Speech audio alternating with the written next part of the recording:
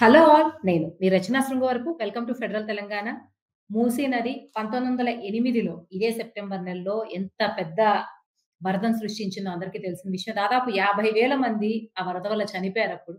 అయితే అదే ఉదంతం మళ్ళీ రిపీట్ అవుద్దని ఎవరు ఎక్స్‌పెక్ట్ చేయలేదు. మేబీ కొన్నాళ్ళ నుంచి పర్యావరణాన్ని ప్రేమించే పర్యావరణ పరిరక్షకులు అందరూ చెప్తూనే ఉన్నారు. అది రిపీట్ అయ్యే ఇన్సిడెంట్. అది ఇప్పుడు మళ్ళీ ఈ రోజు వచ్చిందనే అనుకోవాలి.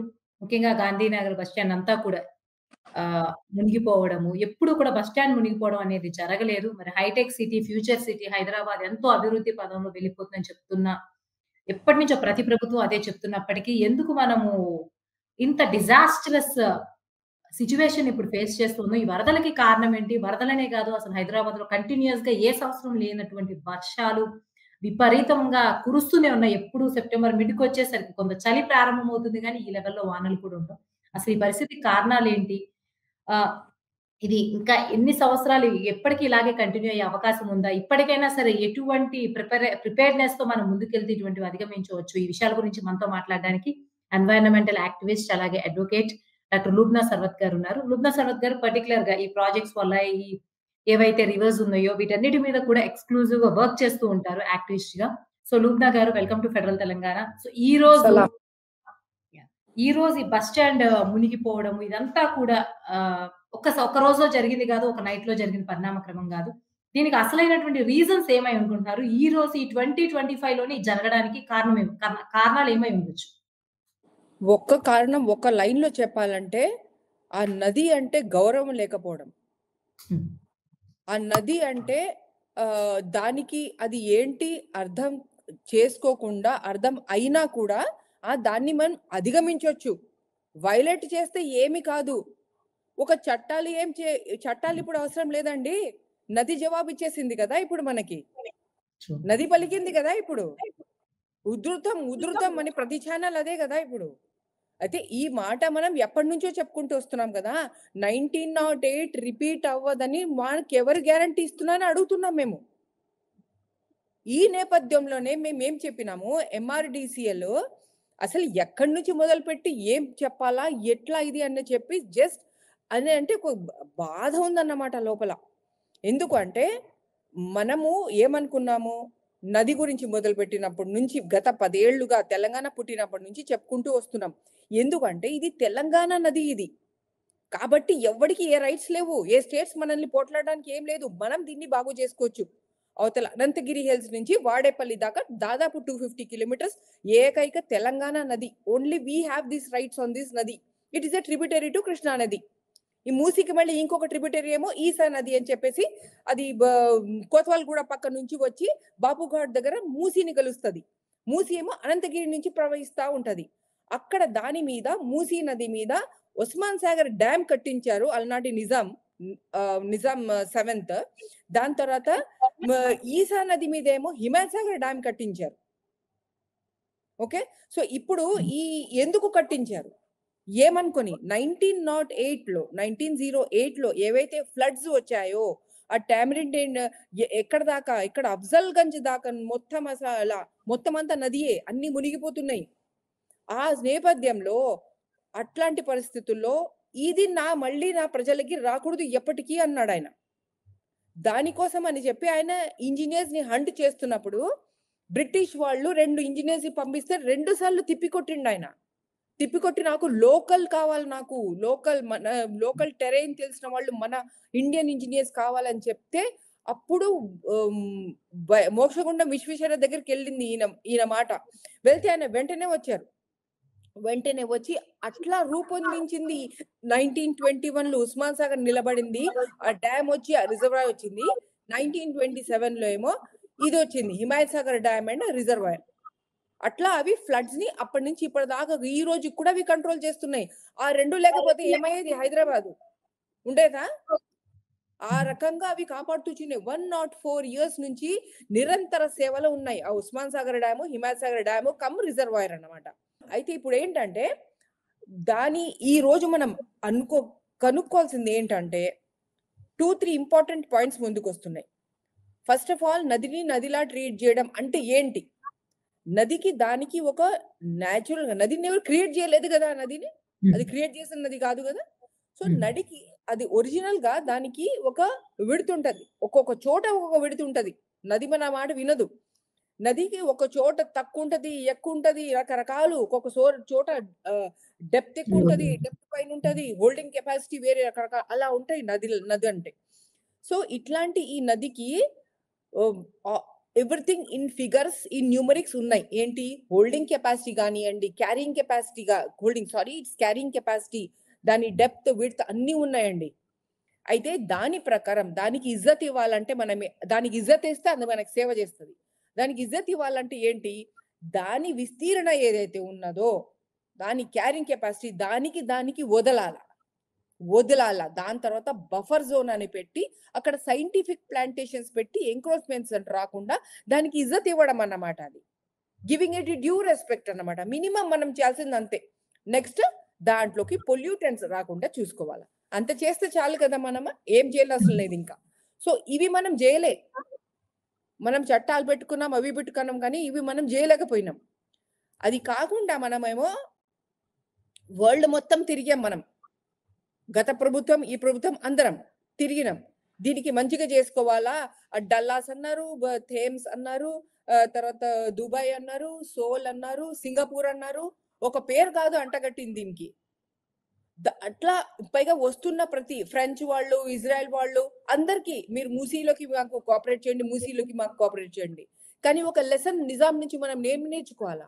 లోకల్ టెరైన్, లోకల్ వాళ్ళు, లోకల్ జ్ఞానం, లోకల్ విజ్డమ్ అని చెప్పి మనం మన మన ఇంటర్నల్ తెలంగాణ విజ్డమ్ ని మనం నమ్మట్లేదా మనము? ఏమన్నాలా ఇప్పుడు? దీనికి ఒక నిర్ధారణ కూడా చెప్తాను మీకు. ఎంఆర్‌డీసీఎల్ వాళ్ళు ఏం చేశారు, కన్సల్టేటివ్ మీటింగ్ అని పెట్టారు. ఎప్పుడు నేను చెప్తానండి. 9th ఏప్రిల్ నాడు పెట్టారండి. మోర్ దెన్ 50 ఆఫీసర్స్ వచ్చారు. మన అప్పుడు మౌడ్ సెక్రటరీ దానకిషోర్ గారు, మన జేఎండి గౌతమి గారు అందరూ అడగండి. ప్రతి ఆఫీసర్ వాస్ దేర్ అన్నమాట. Including police also was there. Everybody was invited for the meeting. ఆ మీటింగ్ లో వీళ్ళున్నారు. ఎవరు? మన తెల్ల చర్మం కన్సల్టెంట్స్ ఉన్నారు. తెల్ల చర్మం అని చెప్తున్నా, క్లియర్ గా చెప్తున్నా నేను. ఓకే, ఆ తెల్ల చర్మం వాళ్ళ ఆ కన్సల్టెంట్స్ ఉన్నారు. నేను అడిగాను అక్కడ. యాక్టివిస్టులు మేము 5గురు మాత్రమే, జస్ట్ 5 or 6 ఉన్నాము. మిగిలిన వాళ్ళందరూ ఆఫీషియల్సే. So very good that they called us. But ఈ రోజు దాకా దాని మినిట్స్ లేవు. అక్కడ మేము ఓపెన్ గా చెప్పినాం కదా, మరి మేము సజెషన్స్ ఇచ్చినాము, మేము చెప్పినాము. మీకు అసలు ఏమి తెలుసండి మా దీని గురించి? What do you know about our river? We know about our river, we know the solutions and we are ready to serve our state. But మీరెందుకున్నారో మాకు అసలు అర్థం కావట్లేదని చెప్పి వాళ్ళకి ఫారిన్ సంస్థకి మేము మొహం మీద చెప్పేసిన నేను. దాని మినిట్స్ మాత్రం ఈ రోజు దాకా పబ్లిక్ డొమైన్ లో లేవు. కానీ మా కన్సల్టెంట్ పెట్టి తర్వాత కూడా వాళ్ళ ప్లానే చేసుకుంటున్నారు. ఆ తెల్ల చర్మం కన్సల్టెన్సీ ఆఫీస్ ఇచ్చి వాళ్ళకి కోట్లు crores and crores of rupees వాళ్ళకి ప్రజాధనం వాళ్ళకి ఇస్తా ఉన్నారు. వాళ్ళ ఎస్టిమేట్ లో నేను ఒకటే అడిగాను. ఇంకొకటి, మన గౌతమి గారు ఎవరైతే ఎండి ఉన్నారో, తర్వాత ఈడీ గారు శ్రీనివాస్ రెడ్డి గారు ఉన్నారు, ఎవరో ఈడీ గారు, వాళ్ళని నేనేం అడిగినాను, మీరు మూసీకి కేఎంఎల్ ఫైల్ జనరేట్ చేసిండ్రు కదా ఎన్నో కోట్లు పెట్టి, ఆ జనరేట్ చేసిన కేఎంఎల్ ఫైల్ మాకు ఇవ్వండి, మేము దాని మీద మీకు ఫీడ్బ్యాక్ ఇస్తాం అంటే ఈ రోజు దాకా ఇవ్వలే వాళ్ళు. లూబ్నా గారు, ఒక విషయం చెప్పండి. మీరు మూసీ మీద గాని, రివర్స్ మీద గాని, ప్రాజెక్ట్స్ మీద గాని ఎక్స్‌క్లూజివ్‌గా వర్క్ చేస్తున్నారు కాబట్టి, ఈ 117 ఇయర్స్‌లో ఏదైతే ఆ 1908లో కట్టిన తర్వాత, ఆయన వెంటనే పిగ్ యాక్ట్ విశ్వేశ్వరయ్య గారిని తీసుకొచ్చిన తర్వాత, అసలు ఈ మూసీకి ప్రమాద గంటికలో లేకపోతే ప్రమాదము, మీరన్నట్టు హ్యూమన్ మేడ్ ఏదైతే దానికి గౌరవం ఇవ్వకపోవడం, ఈ డేంజరస్. ఎందుకంటే కట్టిన కొంతకాలమైనా సరే సేఫ్ గానే ఉంటుంది. ఎందుకంటే ఫ్లడ్ వచ్చిన తర్వాత ఇంకొకటి రావాలని ఎవరు కోరుకోరు కాబట్టి ఫస్ట్‌లో కేర్‌ఫుల్ గానే ఉంటారు. ఎప్పుడు ఏ కాలం నుంచి మూసీకి ఇటువంటి ప్రమాదం స్టార్ట్ అయింది? దాన్ని పట్టించుకోకపోవడం, పొల్యూటెంట్సో, ఎంక్రోచ్‌మెంట్స్ ఇవన్నీ చేయడం ఉంది. ఏ పీరియడ్ నుంచి స్టార్ట్ అయింది అనుకోవచ్చు? ఇది లగ్భగ్ మనం ఎప్పుడైతే మనం అర్బనైజేషన్ స్టార్ట్ చేసినామో, ఎప్పుడైతే మనం కాంక్రిటైజేషన్ అన్నది స్టార్ట్ చేసినామో, in the name of development అన్నది అప్పటి నుంచే స్టార్ట్ అయిపోయింది కదా. అండ్ ముఖ్యంగా అయితే నేను చెప్తాను, ఇది మెయిన్లీ టీడీపీ గవర్నమెంట్ లో చాలా ఎక్కువైంది. టీడీపీ గవర్నమెంట్ లో అయితే ఒక పెద్ద ఏదో గంగా పేరుతో దాని లోపల ఒక చిన్న రివర్ ని చిన్నగా చేసేయడం అన్నమాట. And that carried on. And KCR government టైంలో అయితే ఇది పీక్ వెళ్ళిపోయింది. ఇప్పుడు ఇప్పుడు తెలుగు గంగా ప్రాజెక్ట్ అని ఏదైతే మూసీ నదిని చిన్నగా చేసి దాన్ని ఒక నాలాలా ట్రీట్ చేయడం చేశారు. దాని తర్వాత బస్ స్టాండ్ కాస్త అది లోపల. దాని తర్వాత కేసీఆర్ టైంలో అయితే అది అసలు విచ్చలవిడి అన్నమాట. దానికి 2 ఉదాహరణలు. మెట్రో అన్నది కన్స్ట్రక్షన్ మొత్తం మూతి గర్భంలో ఉంది కదా! It is direct in the FTL of the Musi. And second thing ఏం చేశారు, నార్సింగి దగ్గర వాళ్ళు అసలు ఆదిత్యాన్ని ప్రొటెక్ట్ చేసుకోవడానికి అక్కడ ఒక రోడ్ ఎట్లా, ఇప్పుడు ఆదిత్య అనేది నార్సింగిలో అది మెయిన్ ఎఫ్టీఎల్ లో ఉందన్నమాట. So FTL buffer zone cover చేసుకుంటా ఉంది. ఇప్పటిదాకా 6 కంప్లైంట్స్ పెట్టాం కానీ అది ఇంకా అట్లాగే ఉంది. మొన్న కూడా 30 ఆగస్ట్ నాడు మొత్తం అసలు ఆదిత్య లోపలికి మొత్తం నీళ్ళు అనమాట. ఎందుకంటే అదంతా మూసీ నది అది. కాబట్టి వాళ్ళు లోపల ఉన్నాయని చెప్పి ఇంకొక నిర్ధారణ అయింది. అక్కడ మూసీ నదిని ఏం చేస్తారంటే సర్వీస్ రోడ్ దగ్గర, సర్వీస్ రోడ్ పేరిట ఒక రోడ్ వేసి నది మీద ఇప్పుడు బ్రిడ్జిలు వేస్తారండి. వీళ్ళు ఏం చేశారంటే అసలు రోడ్డు వేస్తారు. ఆ రోడ్డు ఏం చేశారంటే ఒక హాఫ్ ద నది మొత్తం సిమెంట్ తో కాంక్రీట్ చేసేసి మిగిలిన హాఫ్ లో ఏమో పైపులు వేశారు. అంటే నదిని కన్వర్ట్ చేశారు వీళ్ళు. ఆ రకంగా అందుకనే ఎప్పుడు కొంచెం ఫ్లడ్ వాటర్ రిలీజ్ చేయగానే ఉస్మాన్ సాగర్ రిజర్వాయర్ నుంచి ముందు సర్వీస్ రోడ్ మూసేస్తారు చూడండి. నార్సింగి సర్వీస్ రోడ్ క్లోజ్డ్ అంటారు. This is the reason. Okay. అది అంత అక్కడ కిందికి కనెక్షన్ కట్టేసి దాన్ని ఒక కల్వర్ట్ లాగా చేశారు. బ్రిడ్జ్ లాగా లేదు అది. హ్మ్. దిస్ ఈస్ ద రీజన్ అండి. సో ఇట్లా దాన్ని రకరకాలుగా దాన్ని ధ్వంసం చేయడం అన్నమాట. దాన్ని ముక్కలు ముక్కలుగా రకరకాలుగా. నేను ఒకటే ప్రశ్న, ఆ ఫారినర్ ఇవన్నీ పరిగణనలోకి తీసుకుంటారా? 1908 సంగతి మీకు చెప్తాను మళ్ళీ ఎందుకు ఇంత ఇంపార్టెంటో. 1908లో ఆలనాడు ఎస్టిమేట్ ఫిగర్స్ ఏంటి? 4.08 lakh cusecs was the rain water, flood water that it handled అన్నమాట. Due to which the flooding in the city happened. అయితే ఇప్పుడు మనం అర్థం చేసుకోవాల్సింది ఏంటి? ఇప్పుడు మొన్న ఏమైంది, ఎంఏయుడి డిపార్ట్మెంట్ వాళ్ళు ఎంఆర్డీసీఎల్కి ఇస్తున్నప్పుడు మాకు తెలిసిన డాక్యుమెంట్స్ లో హ్యాండిల్ చేసేది 1.5 lakh క్యూసెక్స్ అని చెప్పి ఇచ్చారన్నమాట. మేము దాన్ని ఒపోజ్ చేసి పబ్లిక్ లెటర్ రాసినాం. ఏమంటారు, ఎందుకు రాసినాం? బేసిస్ మాకు ఏంటి? ఒకటి, ఫ్లడ్ అప్పుడు ఏమైంది 1908 4.08 lakh క్యూసెక్స్. రెండవది, Himayat Sagar the official maximum outflow ఎంత, డిశ్చార్జ్ ఎంత, ఉస్మాన్ సాగర్ మాక్సిమం డిశ్చార్జ్ ఎంత. అది కాకుండా Musi north basin, Musi south basin నుంచి ఆ డిశ్చార్జ్ నుంచి వచ్చేట్లా ఎంత వస్తుంది, ఇవన్నీ పరిగణనలోకి తీసుకోవాలి కదా.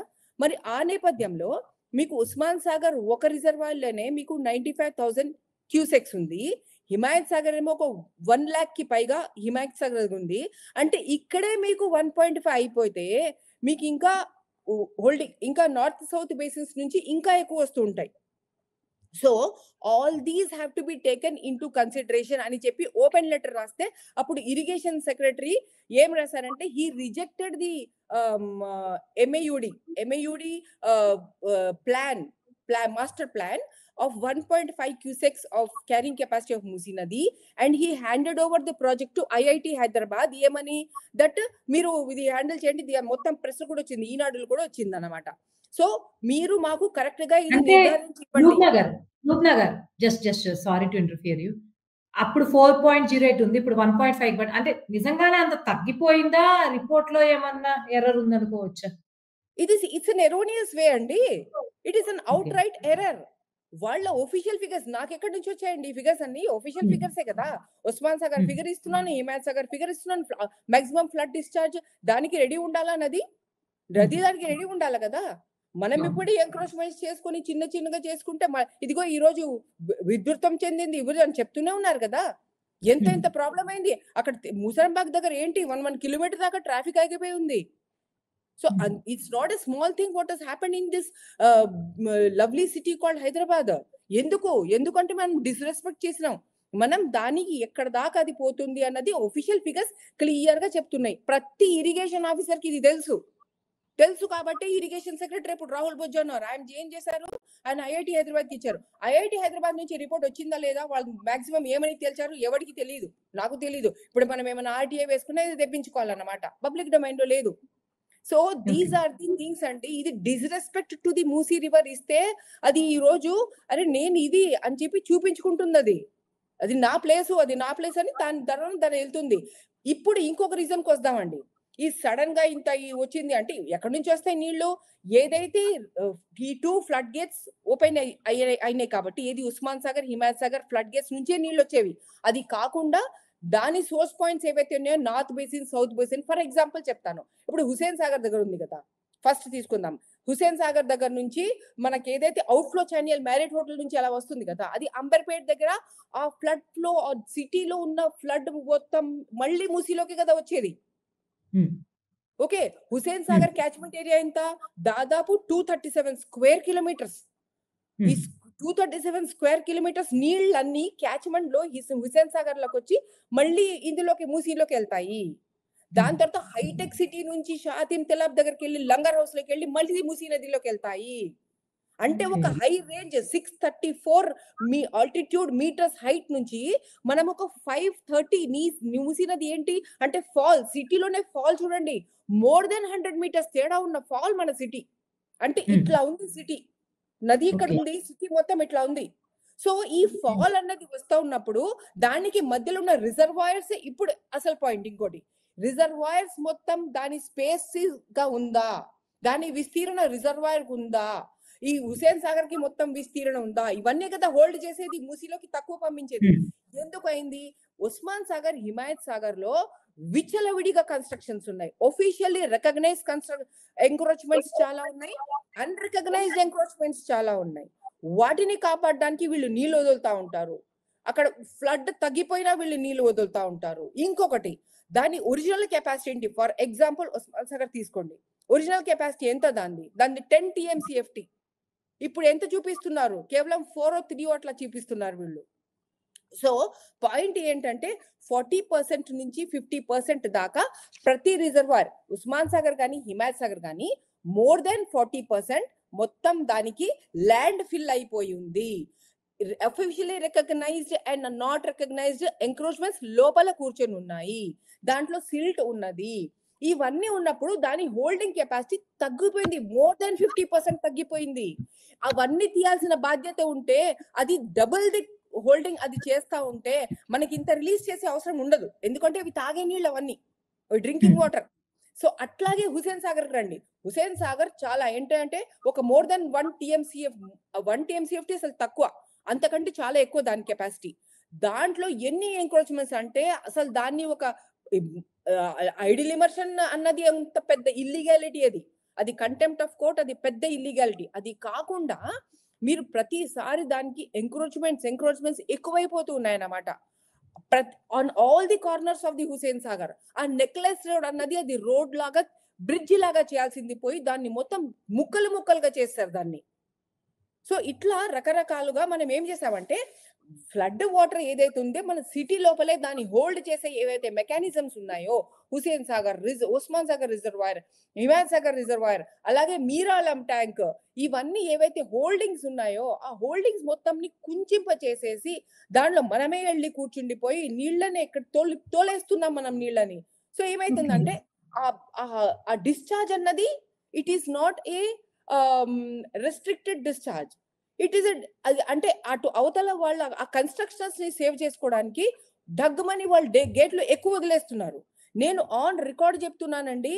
ఆఫీషియల్‌గా ట్యాంక్ ఇంకో రిజర్వాయర్స్ ఇంకా నిండలేదు. ఉస్మాన్ హ్మ్. సాగర్, హిమాయత్ సాగర్ నిండక ముందరే వీళ్ళు గేట్లు ఓపెన్ చేస్తున్నారు. అది నేను ఎట్లా చెప్పగలను? ఎందుకంటే నా కేసే ఆఫీషియల్ మ్యాప్స్ ఫైల్ చేసి ఎన్‌జీటీకి చెప్పాను. ఎన్‌జీటీ ట్రిబ్యునల్‌కి దట్ దీని ఆఫీషియల్ ఏదైతే ఎంక్రోచ్‌మెంట్స్ ఉన్నాయో వీళ్ళని మొత్తం తీయమనండి. More than 100 in each reservoir. Hmm. Okay. Encroachments ఉంటే మనం ఏం చేస్తున్నాం? ఓకే. ఆ రిలీజ్ ఎక్కువ కావట్లేదా? హ్మ్. That's valid. రుగ్నా గారు ఇంకొకటి చెప్పండి. ఇప్పుడున్నటువంటి ఈ సిట్యుయేషన్‌లో ఇప్పుడు ఎట్ ద ఈ పాయింట్ ఈరోజు ఈ సెప్టెంబర్ 27న అది మునిగిపోయింది. ఇంకా వానలాగట్లేదు. అట్‌లీస్ట్ ఒక 10, 15 డేస్ మొత్తానికి రిలీఫ్ రావాలంటే, ఇటువంటిది పునరావృతం కావాలంటే, ఇప్పుడేమన్నా క్విక్ యాక్షన్ ప్లాన్ లాంటిదేమన్నా చేస్తే కొంత జనాలు మొన్న ఈ మధ్య ఒక వారం క్రితం ఒక 4, 5 రోజుల నుంచి కూడా వరదల్లో కొట్టుకుపోయి చనిపోయి గల్లంతైన వాళ్ళ వార్తలు కూడా వింటున్నాం కాబట్టి, ఇప్పుడు రెడీ టు యాక్షన్ ప్లాన్స్ ఏమన్నా చేస్తే కొంత జనాలు అసలది మనము ఏమైనా వినలేని ఉందా? వార్త లేకపోతే అండి. లాంగ్ టర్మ్‌లోనే చేయాల్సుందా? ఏం హ్మ్. చేస్తే ఇప్పుడున్న అదసలు పరిస్థితులు వర్షం పడింది అంటే మొన్న మొన్ననే గదా! ముగ్గురు మనుషులు చచ్చిపోయారు. దాని తర్వాత చనిపోయారు. మళ్ళీ కూడా చనిపోయారు. అసలది మనం వినలేని వార్త అండి. అసలు ఒక్కొక్కసారి 2, 3 డేస్ అసలు ఈ వానలు వస్తున్నప్పుడు నేను న్యూస్ ఒకటి ఆఫ్ చేసేస్తా ఉంటాను. ఐ మీన్ నేను చూడలేననిపిస్తది నాకు. ఎందుకంటే నాకు తెలుసు ఏం చేయాలో, ఏం చేయలేకపోతున్నాను, చేయించలేకపోతున్నాను ఉన్న వాళ్ళ చేత. సో, ఐ జస్ట్ బాధగుంటది. Now coming to your point అండి. ఇప్పుడు మనం అనుకుంటున్నాము, ఇప్పుడేదో కొంచెం వాన తగ్గింది హైదరాబాద్‌లోనే. కానీ ఇప్పుడు నిన్న రెడ్ అలర్ట్ ఉండే కదా! నిన్న రంగారెడ్డిలో, వికారాబాద్‌లో ఏదైతే క్యాచ్‌మెంట్ ఏరియా ఆఫ్ ఏంటది ఉస్మాన్ సాగర్, విమాన్ సాగర్. ఎందుకంటే ఆ క్యాచ్‌మెంట్ ఎందుకు ఇంపార్టెంట్ అక్కడి నుంచే కదా మళ్ళీ మూసీలోకి నీళ్లొచ్చేవి. సో, ఆ క్యాచ్‌మెంట్ దగ్గర రెడ్ అలర్ట్ ఉండే. అంటే హైలీ ఎక్స్‌ట్రీమ్ రెయిన్‌ఫాల్ అన్నమాట. సో, అవి ఉండే. ఇప్పుడు ఇందాక చూస్తేనేమో అది యెల్లోకి మారిందన్నమాట. ఓకే. సో, 1 డిగ్రీ కొంచెం తక్కువ. సో, ఇప్పుడు ఈ 2, 3 డేస్ ఇది దాటింది. ఏంటి ఈ అల్పపీడనం ఏదైతే లో ప్రెషర్ ఏర్పడిందో అది దాటింది. కానీ వెంటనే న్యూస్ ఏమొచ్చింది తెలుసా? 2, 3 డేస్‌లో దేర్ ఇస్ అనదర్ ఫాలోయింగ్ అంట. ఓకే. జస్ట్ 2 డేస్ టైమ్‌లో ఇంకొకటి ఇప్పుడు లేటెస్ట్ న్యూస్ చెప్తున్నా మీకు. సో, ఈ పాయింట్ ఏంటంటే ఇక్కడ already some years back there was to be a state climate action plan. State climate action మీద, స్టేట్ పర్యావరణం మీద మనకి సెపరేట్‌గా అందుకే నేను ప్రభుత్వానికి మన ముఖ్యమంత్రి honourable chief minister Shri Revanth Reddy గారికి కూడా నేను సజెషన్ ఇదే ఇచ్చాను. That we should have a climate congress and a climate crisis commission in the government. ఎందుకు అంటే అది అన్నీ హ్యాండిల్ చేస్తది. అన్నీ హ్యాండిల్ చేసుకుంటదది. ఏంటంటే అటు ఇటు చెట్ల గురించి, ఇటు గాలి గురించి, ఇటు నేల గురించి, ఇటు నీళ్ల గురించి అన్నీ హ్యాండిల్ చేసుకుంటది. ఇవన్నీ హ్యాండిల్ చేసుకుంటంటే ఏమిటి కాంప్రిహెన్సివ్‌గా, ఇంటిగ్రేటెడ్‌గా ఆలోచించాల్సిన విషయాలు ఇవన్నీ. ఇవి డైరెక్ట్‌గా పర్యావరణం అంటున్నాం. కానీ పర్యావరణం ఇవన్నీ ఎందుకు? ఎందుకంటే ఇది హ్యూమన్ లైఫ్‌ని, ఎకానమీని ఇమ్మీడియేట్ ఇంపాక్ట్ చేస్తున్నాయి ఇవి. This is the point we have to understand. కాబట్టి మొన్న నేను ఆనరబుల్ కమిషన్ మన డాక్టర్ చిన్నారెడ్డి గారిని కూడా కలిసినప్పుడు నేను ఆయనకి 2, 3 నిమిషాలు ఇది చెప్పుకోగలిగాను. ఆయనకి చెప్పాను. సార్ మనము we have to have a non negotiables. అంటే ప్రతి ప్రాజెక్ట్ ఏవైతే తీసుకొస్తున్నామో తెలంగాణకి, ప్రతి ఆలోచన ఏవైతే చేస్తున్నామో అవి 3, 4 నాన్ నెగోషియబుల్స్ ఉండాలండి. ఫస్ట్ ఆఫ్ ఆల్ అది పర్యావరణానికి ఇంకా డిటీరియోరేట్ చేయకుండా ఉండాలా. నంబర్ 1. అంటే ఏంటి జల్లెడన్నమాట. ఈ జల్లెడ నుంచి జారితేనే ఆ ప్రాజెక్ట్ మనకి మేలు. లేకపోతే ఓకే. అది జారకపోతే అది ప్రాజెక్ట్ మనకి మంచిది కాదు. ఇట్లాంటి ఫార్ములాస్ పెట్టుకోకపోతే మనం ముందుకు వెళ్ళలేం. అంటే సస్టైనబుల్‌గా వెళ్ళలేం మనం ముందుకి. సో, ఇదొకటి. దాని తర్వాత ఏంటి? ఇప్పుడు ఎకనామిక్‌గా మనము high inequalities in wealth and high inequalities in ఏంటది ఇన్‌కమ్ అవుతున్నాయి. సో, ఈ ప్రాజెక్ట్‌తో వెల్తీ అయిపోయి పువర్ అయితాడా? ఎంతమందికి ఏమైతది అని క్లియర్ కట్‌గా ఉంటది కదా! ఎందుకంటే వీళ్ళెప్పుడు జాబ్‌లు అంటుంటారు. సో, అది ఏమవుతుంది? ఆ డిస్పారిటీ పెరుగుతుందా? తగ్గుతుందా? ఎకనామిక్‌గా ఏమవుతుంది? అన్నది ఒకటి. దాని తర్వాత సోషల్‌గా ఎంతమంది ఇందులో పార్టిసిపేట్ అవుతారు? ఎంతమందికి ఇవి పార్టిసిపేటివ్‌గా ఉన్నది? అనేది ఆ సోషల్ ఫ్యాబ్రిక్ బాగా దెబ్బతినకుండా అది జూసుకోవాలా? ఇట్లా సోషల్, ఎకనామిక్, ఎన్వైర్న్మెంట్ ఇవన్నీ మనం ఈ నాన్ నెగోషియబుల్స్ అన్ని పెట్టుకొని మనం ప్రతి ప్రాజెక్ట్ జేయాలండి. లేకపోతే we can not move ahead sustainably అని చెప్పి 2, 3 ముక్కులు నేను I had the chance to meet the honourable doctor Chinnareddy గారికి కూడా అది చెప్పాను. ఇబ్బ మన ఆనరబుల్ రేవంత్ గారికి కూడా మీ ఛానల్ ద్వారా నేను ఇదే చెప్తున్నాను. That we must immediately come to a state climate action plan.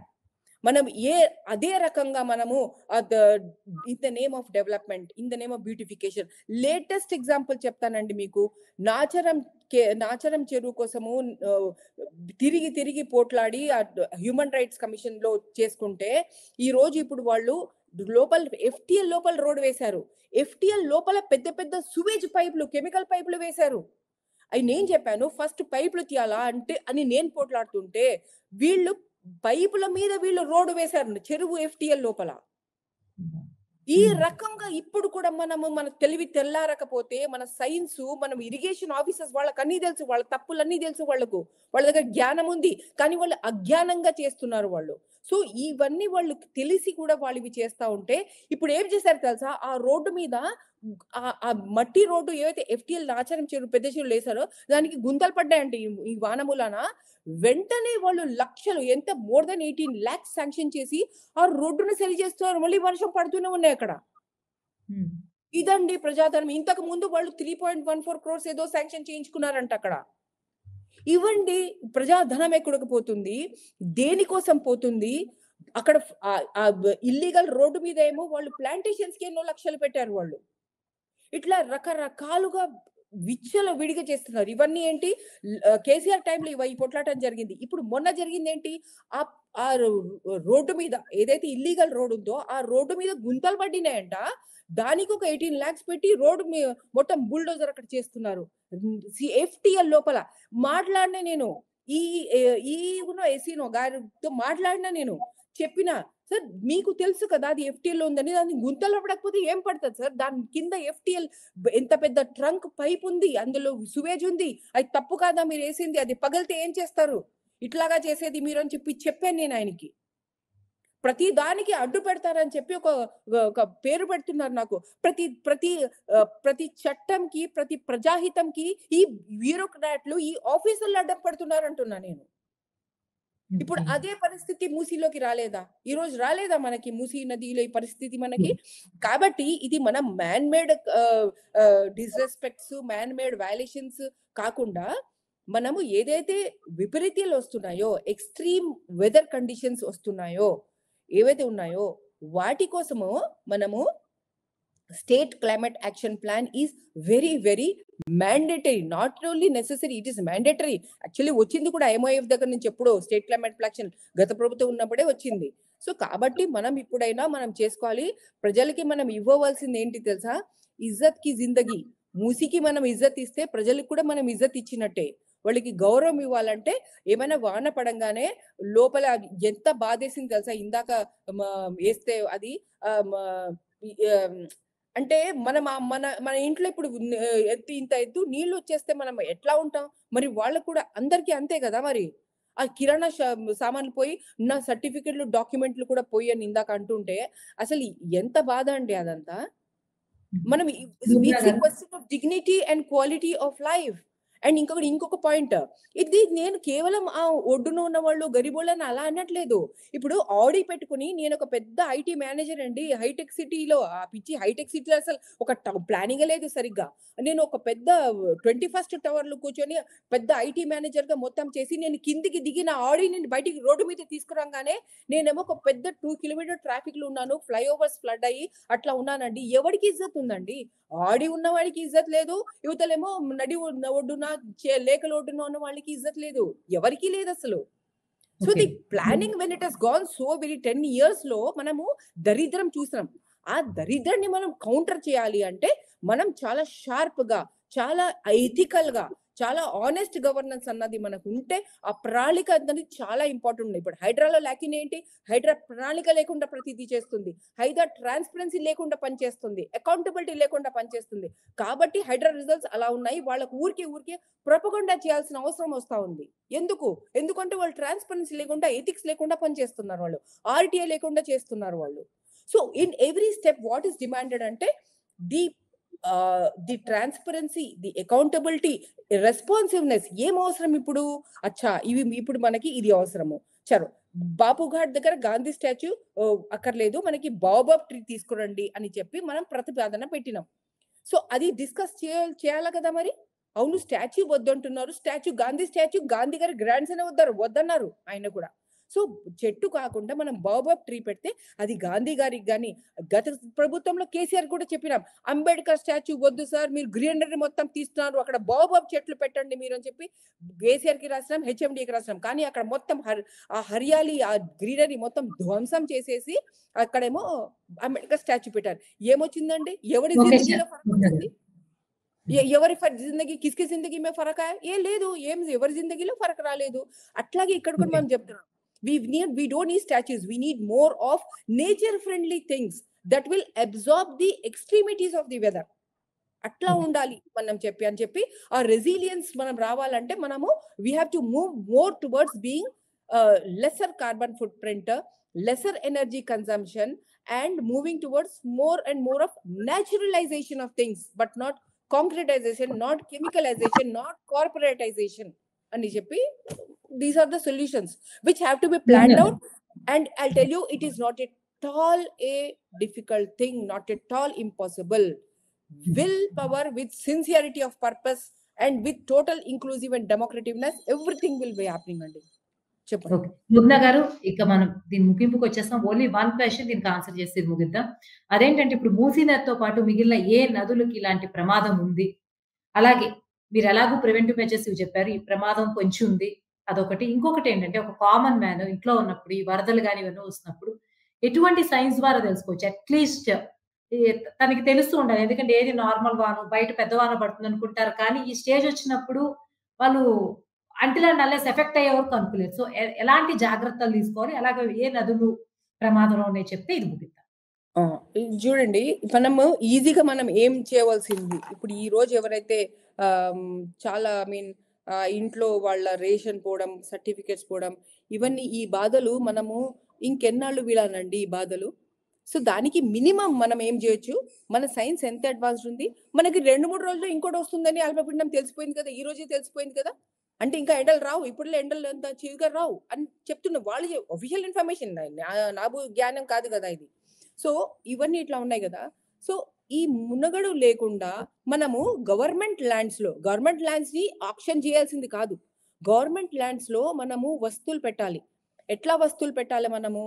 ఆ వస్తువులు ఎట్లా అంటే, సపోజ్ వాళ్ళు అక్కడే ఉండాలనుకుంటుంటే ఓకే. అది లీగల్ అయి ఉంటే ఓకే. ఇల్లీగల్ అయి ఉంటే వాళ్ళకి వస్తీ చూపించాల్సిన బాధ్యత మనకుంది.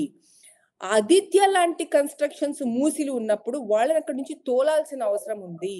మేనేజ్ చేసి వాళ్ళని మళ్ళీ పర్మిషన్ లెటర్ ఇచ్చి మళ్ళీ పెడుతుంటే నీళ్ళన్నీ ఇప్పుడు ఆదిత్య ఏదైతే తన కాంపౌండ్ అని చెప్పి 50 కట్టుకుందో మూసీ నదిలో, అదంతా లోపల నీళ్ళే కదా ఇప్పుడు ఉన్నవక్కడ. మొన్న ఆగస్ట్‌లో కూడా ఉన్నాయి. రాసినాం మళ్ళీ. ఈ రోజు మళ్ళీ రాస్తాం. మేము రాస్తూనే ఉంటాం. ఒక యాక్టివిస్ట్‌గా, కాంగ్రెస్ నుంచి ఒక యాక్టివిస్ట్‌గా కూడా నేను రాస్తూనే ఉంటాం మేము. సో, మనకిప్పుడు what we have to do is అడ్వాన్స్‌గా తెలిసినప్పుడు, అక్కడ వాళ్ళు ఎవరెవరు ఉంటున్నారో మనకు తెలిసినప్పుడు, వాళ్ళకి తప్పకుండా we should have extra space. Like Rajiv గురస్ చాలా వేకెంట్ ఉన్నాయి. దాన్ని మనం అమ్ముకుంటున్నాము. దాని తర్వాత ఇట్లాగే జేఎన్‌యూఎం, ఆర్ఎం హౌసెస్ ఉన్నాయి. చాలా వేకెంట్ ఉన్నాయి. ఇట్లాంటివన్నీ వస్తువుల్ని మనము అడ్వాన్స్‌గా వీళ్ళని యూజ్ చేయాలండి మనము. మనము నచ్చజెప్పగలగాల. ఉస్మాన్ నగర్ దగ్గర కూడా ఎళ్ళినప్పుడు నేను ప్రజలకి జెప్పినా, ఎప్పుడు వర్షాలొచ్చినా మీరు మునుగుతారు. మీరు లేకలోపునే ఉన్నారు. కాబట్టి మీ నీళ్లు తీయమని నేను చెప్పలేను. మీరు ఇక్కడి నుంచి షిఫ్ట్ అవ్వాలా. మీకు ఇజ్జత్ భరీ జిందగీ ఉండాలంటే మీరు షిఫ్ట్ అవ్వాలా. మీరు మేడం నీళ్లు తోడేయమని మీరెందుకు పోట్లాడట్లేదు అంటే, ఎందుకు పోట్లాడతాను బాబు. మీకు ఇజ్జత్ భరీ జిందగీ ఉండాలంటే ఆ చెరువులో నీళ్లు ఉంటే అక్కడ ఉండాలి. కానీ మీరక్కడ ఉండకూడదు. మిమ్మల్ని ఎవరో తప్పు చెప్పారు. తప్పుదో పట్టించారు మిమ్మల్ని పొలిటీషియన్స్, బ్యూరోక్రాట్స్ మిమ్మల్ని. మీరు అక్కడి నుంచి జేఎన్‌ఎం, ఆర్ఎంస్ ఇజ్జత్‌కి అడగాలి. రిప్రజెంటేటివ్ పెట్టి మీరక్కడ వెళ్ళాలా. ఒక ఇయర్‌లో అడ్జస్ట్ అవుతారు. మీకు సొంత ఇల్లు ఉంటది. ఇజ్జత్ భరీ జిందగీ ఉంటది అని చెప్పి వాళ్ళకి నేను నచ్చజెప్పాను. కానీ అట్లాగే we have to understand where we have to provide them so that ఇట్లాంటివి జరగకూడదు. ఈ మునుగడలు, కొట్టుకుపోవడాలు whether person or with the property ఇవి జరగకూడదండి. What can we boast of అండి? ఇఫ్ దిస్ మహాత్మా గాంధీ ఏమన్నారు? గాంధీజీ ఏమన్నారు? ది లాస్ట్ మైల్‌లో ఉన్న మనిషి సరిగ్గా ఉంటే మనం సరిగ్గా ఉన్నట్టు.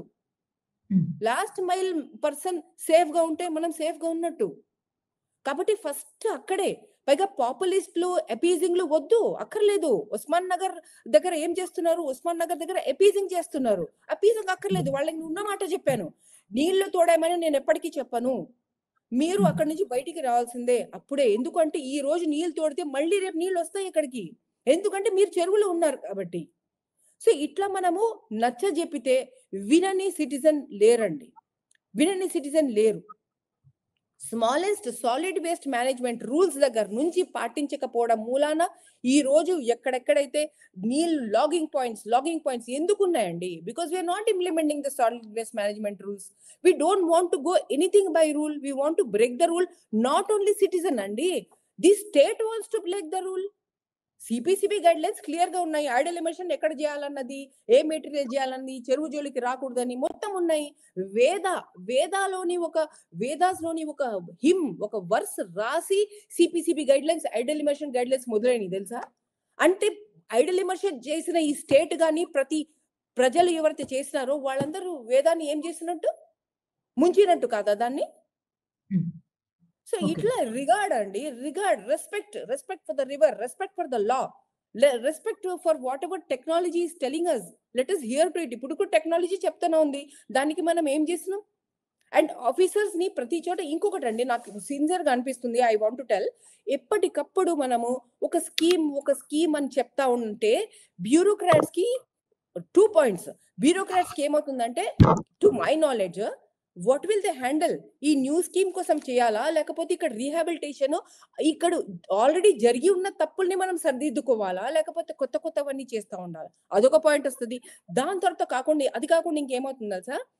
ఈ పొలిటీషియన్స్ అయితే చేంజ్ అవుతూ ఉంటారు. ఏదో మన డెమోక్రసీలో మన ఓటు ఉంది కాబట్టి, అరే పోన్లే భయ్ 5 ఇయర్స్ పోతే ఇంకో కొత్త ప్రభుత్వం వస్తది. ఆ 5 ఇయర్స్ పోతే అట్లాగే సంతోషించాం కదా! మనం 10 ఇయర్స్ దరిద్రం కేసీఆర్ గవర్నమెంట్ అని చెప్పి సంతోషించినాం. అట్లాగా మనకి ఛాన్స్ ఉంటది. కానీ బ్యూరోక్రాట్స్‌తో ఏమైతదంటే, ఒకసారి ఆయన వచ్చిండంటే ఆయన రిటైర్ అయ్యేదాకా పోడు కదా ఆయన. ట్రూ. చాలా కరప్షన్ వస్తున్నది బ్యూరోక్రాట్ లెవెల్స్‌లోనే. ఆఫీసర్స్ లెవెల్‌ని రోజు చూస్తున్నాం కదండీ. ఆఫీసర్స్ పట్టుకున్నారు, వాళ్ళని పెట్టుకున్నారు. ఇరిగేషన్, రెవెన్యూ, తహసీల్దార్, ఈయన ఇంజినీర్స్ అందరూ కదా. బ్యూరోక్రాట్స్‌ని ఎక్కడ తీసేయాలా మనం? ఈ రూల్స్ అది ఇంకా స్ట్రిక్ట్‌గా తీసుకురావాలా? పట్టుబడ్డం గురించి, అన్నిటి గురించి. వీటన్నిటికీ ఒకటే ముఖ్య కారణం ఏంటంటే కరప్షన్ అండి. మనిషి ఎథిక్స్‌తో బిహేవ్ చేయాలా. ఎథిక్స్ లేకుండా మనం ఏమున్నది? ఏమీ లేదు. కాబట్టి లాస్ట్ మాట, మూసీ నుంచి ఎథిక్స్‌కి వచ్చినాం ఇప్పుడు మనము. మూసీ ఉధృత రూపం దగ్గర నుంచి మనం ఎథిక్స్‌కి వచ్చినాం. మొన్న రీసెంట్‌గా ఆనరబుల్ సీఎం గారు ఏమన్నారు? చదువు నాలెడ్జ్ ఉంటే స్కిల్స్ లేవు, స్కిల్స్ ఉంటే అది లేదు అని చెప్పారు. కానీ అసలు మాట ఏంటి? ఈ రోజు నేను సెయింట్ ఫ్రాన్సిస్‌లో చదువుకున్నప్పుడు ప్రతి వారం మాకు మోరల్ సైన్స్ పీరియడ్ ఉండేది మాకు. Just moral science. మంచి స్టోరీస్ చెప్పి, మోరల్స్ చెప్పి, మాకు వాల్యూస్ చెప్పేవాళ్ళు వాళ్ళందులో. ఇప్పుడు మనకి కరికులంలో ఏ స్కూల్లో మోరల్ సైన్స్ పీరియడ్ లేదు. పైగా చెప్పిన స్కిల్స్, నాలెడ్జ్, జ్ఞానము, ఇంగ్లీష్ అన్నిటి కాకుండా ఆనరబుల్ చీఫ్ మినిస్టర్ గారు ఎడ్యుకేషన్ లో ఇంక్లూడ్ చేయాల్సింది నైతిక విలువలు. నైతిక విలువలు లేని చదువు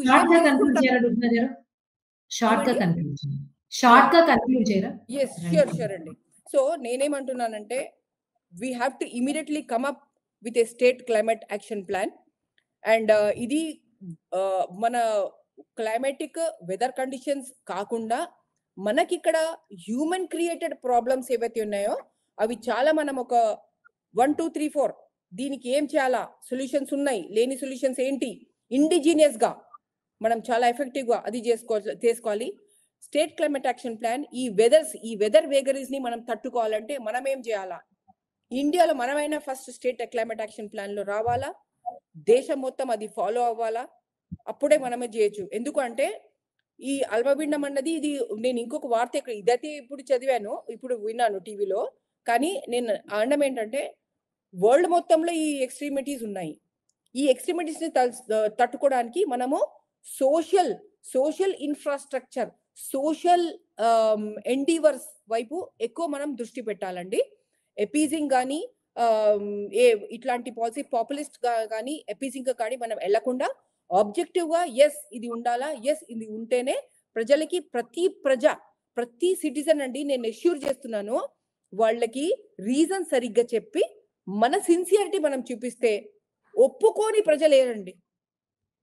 అందరినీ కన్విన్స్ చేయగలం అన్న ఆప్టిమిస్టిక్ చెప్పారు.